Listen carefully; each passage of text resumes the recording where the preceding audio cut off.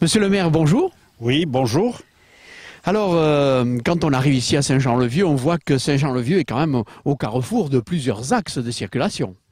Oui, bien sûr, on est à proximité de Saint-Jean-Pied-de-Port et c'est un peu l'entrée de la vallée d'Irgarail jusqu'à Irati et puis aussi sur Bussunaritz et la route de Saint-Palais. Dans des temps très anciens, je crois que les Romains avaient déjà compris que c'était un endroit important pour eux.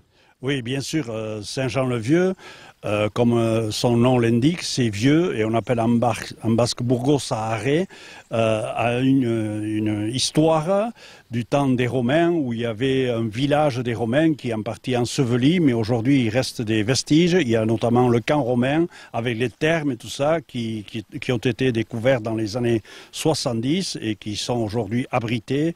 Et à côté de ça, on a aussi un musée avec un musée archéologique avec du mobilier qui avait été trouvé lors des fouilles. Et on aura aussi des fouilles supplémentaires assez rapidement, je crois, puisque la DRAC a donné des subventions pour qu'il y ait des fouilles et on espère qu'on va trouver encore du mobilier. D'accord, alors tout ça c'est mis en valeur ici par Saint-Jean-le-Vieux pour faire parler de la ville et attirer des gens.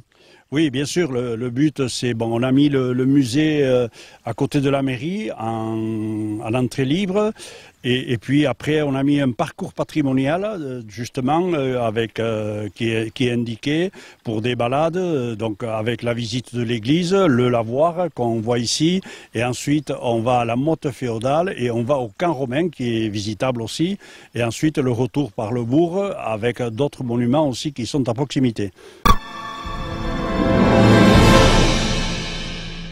Ce bourg, vous allez nous le présenter un petit peu. Il y a je crois, pas tout à fait 1000 habitants, un peu moins quand même.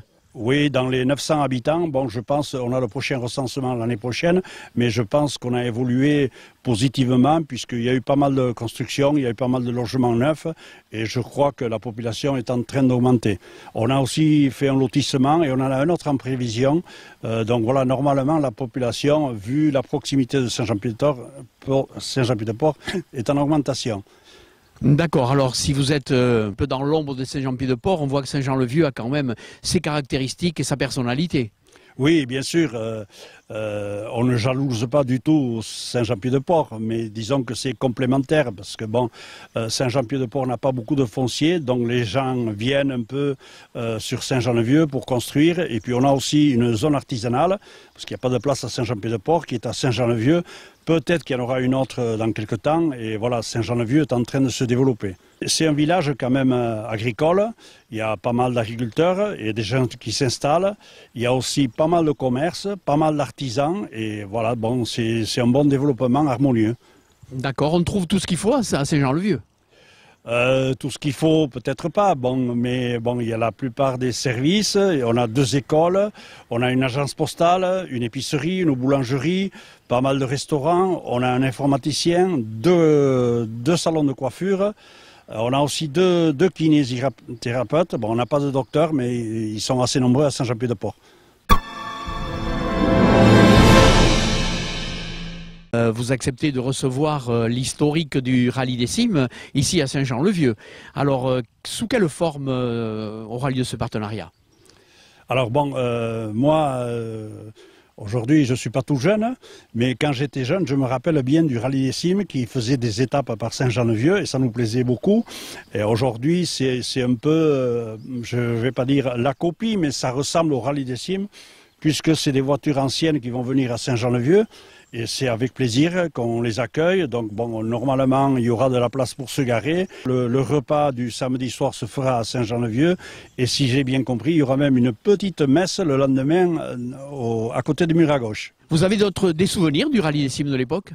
Oui, bien sûr, on montait des fois à Irati, voir le rallye des cimes, et puis il y avait des étapes aussi sur l'Aradoy et sur la route d'Irisari, qui n'étaient pas des routes goudronnées, bien sûr, et j'ai de très très bons souvenirs. Des pilotes peut-être de l'époque qui vous reviennent en mémoire? Oui, l'éternel Boucher, qu'on connaissait bien. Après, il y avait aussi, on avait en un temps le régional de l'étape, c'était Jean Iriard, qui courait avec une Willis, je crois. Mais bon, ça fait un petit moment qu'il a arrêté. Il y en a un autre aussi, je ne sais pas s'il a gagné, c'était la Charité de Saint-Jean-Pied-de-Port.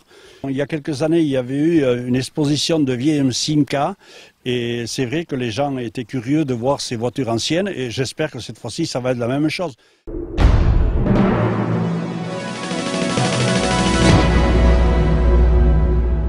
Vous êtes à l'origine de cette société.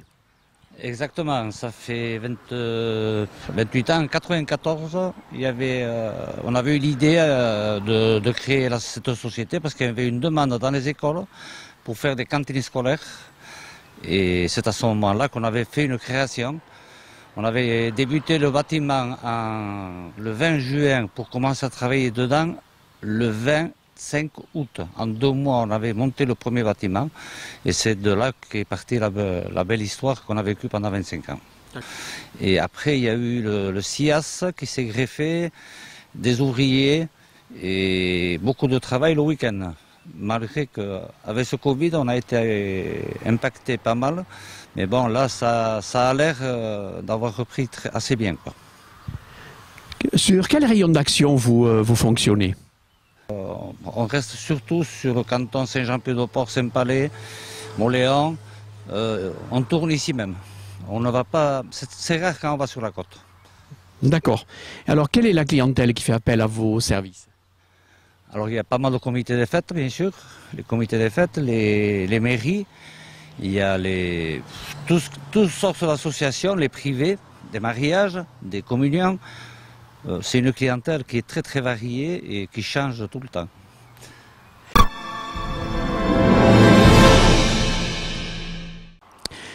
Toi, Ramoncho, tu reprends le flambeau, hein, je crois, après avoir travaillé longtemps avec papa. Oui, ça fait 20 ans que je suis dans la société et ça fait 1 an que j'ai repris à peu près la société. On a été impacté, comme il disait, le Covid, mais bon, ça a mis, au moins j'ai eu le temps de me mettre en place plus facilement. Et voilà, on vient de faire des travaux pour renouveler toute la cuisine et pour reprendre un bon départ. D'accord, donc il faut avoir un équipement aussi, j'imagine, aux dernières normes. Oui, voilà, avec tout ce qui est les numéros d'agrément et en plus, vu qu'on avait une demande forte en conserverie, on a passé un nouveau numéro d'agrément pour la conserverie, ce qui va faciliter le travail, je pense, car les cantines scolaires, je ne pense pas que ce soit l'avenir pour nous, vu la demande qu'on a différemment. D'accord. Alors il faut avoir un équipement, mais il faut avoir aussi toute une équipe autour de soi. Oui, exactement. Oui. On a une jolie équipe où on a quelques jeunes qui sont rentrés et d'autres qui ont fait une longue carrière avec mon père et qui sont partis en même temps que lui à la retraite. Et non, on a une bonne ambiance et on n'a pas à se plaindre sur ce point-là, on n'a pas du tout à se plaindre. Très bien. Alors il faut du matériel, une bonne équipe et toute une logistique aussi. Alors concrètement, comment ça se passe quand tu réponds à une demande? Eh bien, d'abord, on prend contact par téléphone le plus souvent et j'essaye de faire passer le client sur place pour parler. C'est plus facile de parler face à face et pour voir exactement ce qu'ils veulent. Et après, ça se met en marche tout seul. Bon, on commence les cuisiniers ont l'habitude aussi. Donc, quand on travaille en traiteur, c'est plus facile que dans la restauration. Touristique, c'est-à-dire on peut faire plus de volume et on peut s'y prendre un peu à l'avance et avec le matériel qu'il y a maintenant par rapport à il y a 20 ans, les choses sont plus faciles quand même, Oui, sauf que la salle de restaurant, elle n'est pas ici. Ça veut dire qu'il faut aussi transporter le matériel. Exactement. D'où les véhicules, une bonne organisation, mais quand même on a du matériel qu'on laisse dans les fourgons toute l'année, c'est-à-dire des fours, des planchas, et voilà, il faut essayer de mettre les produits qui restent le mieux, de faire ça au mieux. Et les endroits où tu vas, ce sont des salles des fêtes, des salles communales, qui ne sont pas toujours forcément équipées pour faire de la cuisine. C'est-à-dire qu'en 20 ans, on a vu beaucoup de choses. On a vu un champ où il n'y a rien, comme une salle qui est tout équipée, comme on a été au casino de Biarritz. Voilà, donc on arrive à faire à toutes les situations quand même. On arrive à improviser, on va dire. D'accord. Alors chaque génération apporte sa pierre à l'édifice, ici l'édifice familial. Alors comment vois-tu la suite, comment vois-tu l'avenir de cette société? Quelles sont tes aspirations par rapport à, je dirais, à son évolution? L'évolution, je dirais, diminuer les cantines, faire plus de conserverie, on dirait l'hiver, et après se mettre plus dans l'événementiel comme on le fait déjà fortement. Je préfère faire quelque chose de qualité en restant ici même plutôt que prendre trop de boulot et ne pas réussir à assurer. Ben, vous allez assurer encore une fois, et je crois pour la 5e année consécutive, ou le 5e rallye historique consécutif, vous allez assurer une partie de la logistique et des repas. Alors cette année, le midi, on sera sur Mendive. On fera, vu que les voitures arrivent au fur et à mesure, on va faire un menu où les gens vont arriver et vont prendre leur repas sur plateau et aller s'installer. C'est beaucoup plus fluide. Et le soir, ça va se passer sur Saint-Jean-le-Vieux, et où c'est beaucoup plus convivial, où il y a les gens qui sont tous ensemble et mangent, tous les participants mangent ensemble. Qu'est-ce que ça évoque pour vous le rallye des cimes? Moi, je suis resté, avant d'être installé ici à Irati, et quand c'était le rallye des cimes, c'était un événement, ça a été toujours un événement.